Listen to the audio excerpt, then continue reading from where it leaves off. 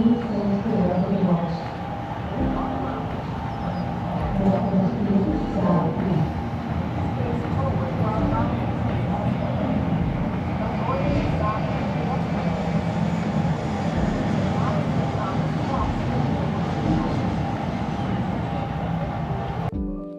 travel a lot and I spend a lot of time in airports. I like to arrive a couple of hours early as it feels better not to be rushed. In airports, you see and interact with people from all over the world. Some are interesting and some have their earbuds in and avoid eye contact. I smile at everyone. It's disarming. I'm nice to everyone. You never know who you may end up sitting next to on an airplane. We'll say it one more time for those of you still standing. It's 100% full flight, so if where you're standing there's an empty seat. Search is on tonight for a man accused of murdering his own sister. Pender County Sheriff's investigators have warrants for Mathew Edward Dolan on charges of killing his sister, Megan Elizabeth Dolan. They consider him armed and dangerous. WECT's Emma Dolan-Mayer is live outside the Dolan family home tonight in Hampstead. Now, Emma, where do investigators believe that Mathew Dolan could be right now? That's a great question, John. And the main reason why the sheriff's office and district attorney held a press conference today, pleading for the public's help in tracking him down. Now, this all started when first responders were called to a fire last night at the Dolan house along Masters Lane in Hampstead. This is video of what the house looks like today. When crews were clearing the house, they found Megan Dolan's body and believe she was killed before the fire began. Officials wouldn't expand on why they believe her brother Mathew killed her, but he faces first-degree murder charges tonight. They say he's likely traveling in a blue 2017 Jeep Grand Cherokee. This is the license plate number of that vehicle. He may also have 2 black labs with him. Most importantly, the sheriff's office says, do not approach him. Instead, let law enforcement know where he is. If there is any information, however small you think it might be, we would ask that you call the Pender County Sheriff's Office to report what you know so that we can get everyone safely into custody and learn a little bit more about what we have here.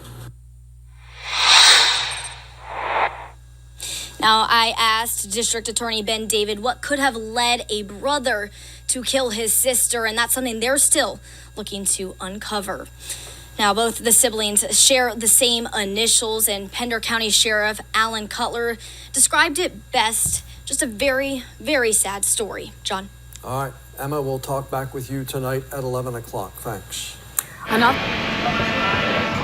So, an interesting experience on my flight earlier. You think about the what ifs or the whys or like fate, things like that. But I boarded my flight, and when I approached my seat, there was actually a gentleman sitting in my seat, and he was already buckled in and comfortable and everything, and which is fine. He was pleasant enough, and I realized, oh, you're sitting in my seat. And he double checked and he says, oh yeah, no, I'm in this one. And I said, oh, just stay seated. I will take your seat. He was in the aisle seat just on the opposite end, other side of the aisle. So it was fine. So I took that seat. And as I was sitting down, the person who was sitting next to me was approaching. And so of course she came in and told her, oh yeah, no, have a seat. And she sat down, and she was definitely a talker. We've all been on flights before with like people who are talkers, and I wasn't tired and wasn't going to go put the earbuds in per se, but I did have the computer and did want to do some emails and stuff, but I just opted into some conversation as she was asking me, where am I going, what am I doing, am I on vacation, blah blah blah. And as I began talking to her a little bit, she was definitely a little off, and I think for most people you would think, okay, I really need to come up with something to do, like start emails or watch a movie, but I could just kind of tell like there's just something off about her. So I made the decision just to stay friendly and keep talking to her, and I quickly realized she was in shock, that she wasn't really processing reality as a completely aware and coherent person. Like, she was not freaking out or anything, but just she was definitely in shock. As I started talking to her and started hearing her story, and I'll have to post the article for her story, I finally realized that I actually knew some of her story. She's flying to a different location, laying over at the same airport, but she was flying to meet with her son. This woman is older, she's a mother, she's a grandmother.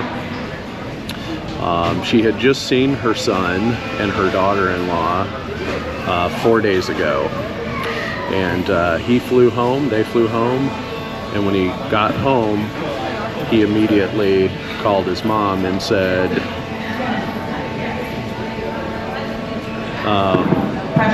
he didn't really know what to say other than the fact that his house was on fire and that things were really, really bad. So this woman hadn't really begun processing the gravity of her situation, and I won't say her name or their name, although, you know, you'll be able to Google the story and see it, but the short version of it is that he and his wife returned home to find his home burned to the ground, and as the fire department was there sifting through things,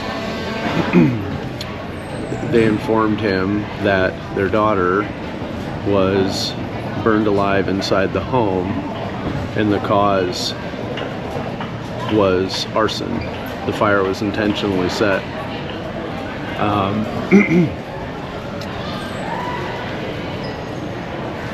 Next, they found that their son was nowhere to be found at that point. Wasn't answering his phone, couldn't track his location, none of that stuff. 3 days later, the son showed up in rural Ohio. Yesterday morning, the marshals came out, found him, arrested him, charged him with arson and aggravated murder. I don't even know these people, but you know, it's an emotional response, right? When you hear about something so terrible. So I used that time to give her the best advice that I could, because you know, she even said, you know, I haven't even reacted to this. I haven't cried. I don't know how to respond. Don't know what to do. She just said that the son called her this morning and said, you know, hey, I need you here. So she got on a plane and she's going. And she says, I don't know what to do. I said, well, you guys will figure it out. I said, the first thing you need to do is give him a hug. And then the very first question you needed to ask him is, have you eaten? When was the last time you ate? What did you eat? Are you drinking water? And as I'm having this conversation with her, she said, you know, I didn't even think about that. And so I started turning the questions toward her. And she said, this makes perfect sense, because I haven't, she says, I don't even think I've drank water today. I gave her my water and I forced her to drink. I said, nope, you drink right now. This woman's probably 30 years older than I am. But gave her my water, said, oh, you need to drink right now. Then I asked her, I was like, what did you eat today? She says, well, I woke up and I usually wake up and eat breakfast, and I would have had lunch already. She says, but I haven't eaten. She says, I don't think I've eaten since maybe yesterday. I was like, what'd you eat yesterday? She says, I don't remember. I said, it's probably because you yourself haven't eaten and you're in shock as well. So we went on to have some conversations, and I just shared with her my experiences of how certain people deal with extreme trauma like that. And you know, I told her, you know, you're absolutely in shock. He's going to be in shock. the daughter-in-law is on a psych hold at a hospital because she is in shock and reacting very violently. It's like, you guys will all figure this out, but first and foremost, find out when was the last time he ate, when was the last time he showered, where's he been sleeping, has he been sleeping? He's probably not been sleeping. But the very first thing is force him to drink water right in front of you, make him eat. If he hasn't showered, get him into a hotel or somewhere, get him fresh clothes. She even said she only changed her clothes this morning when getting onto the airplane. She had been in the same clothes for 4 days. She said he's going to be in the same circumstance. So anyway, maybe I had to sit next to her for that reason. Maybe she just needed a little bit of advice. I don't know. But I gave her a hug and wished her well. Then I had to run to my gate, which was kind of pointless because my flight is now delayed a little bit, so I had a little time to record a video. And interesting experience. Interesting experience for sure.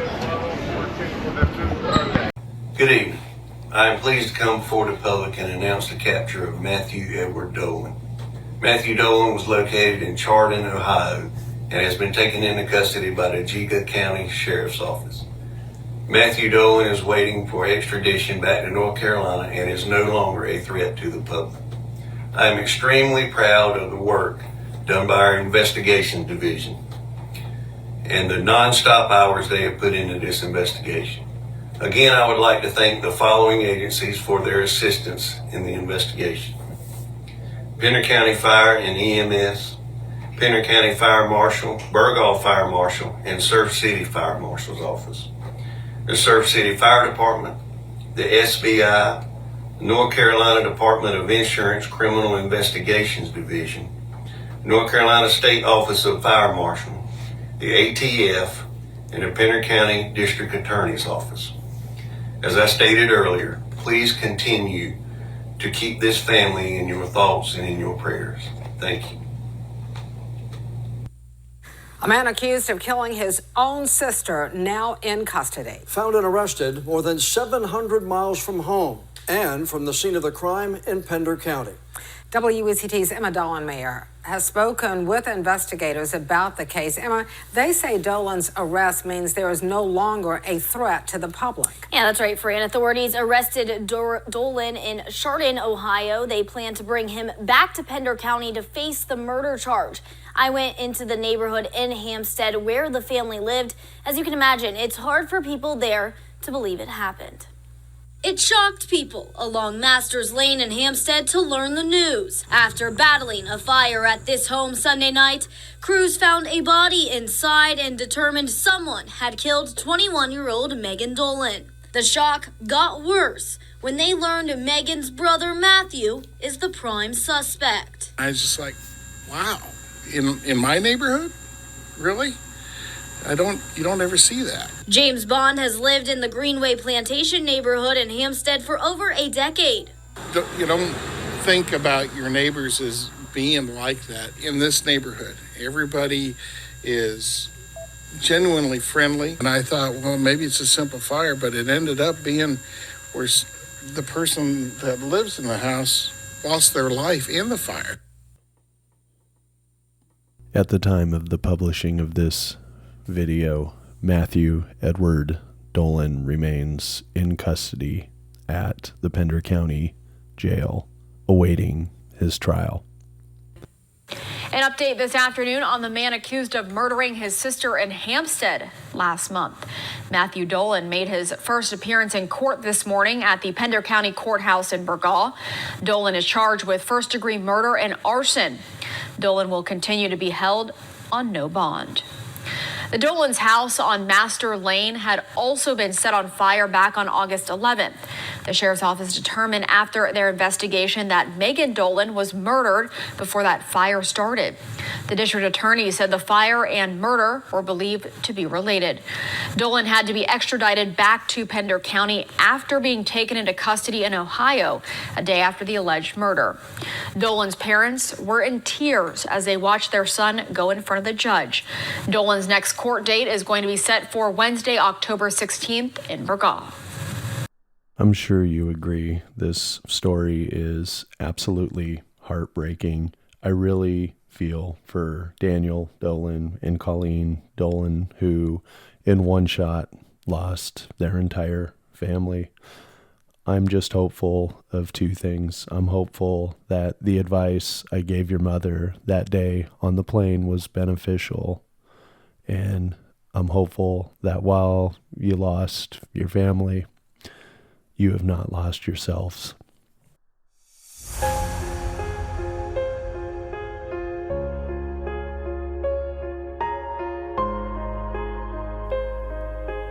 For everyone else, put away the laptop, take a walk, lose the earbuds, lose the attitude. Say hello to people, talk to people, and be nice to each other.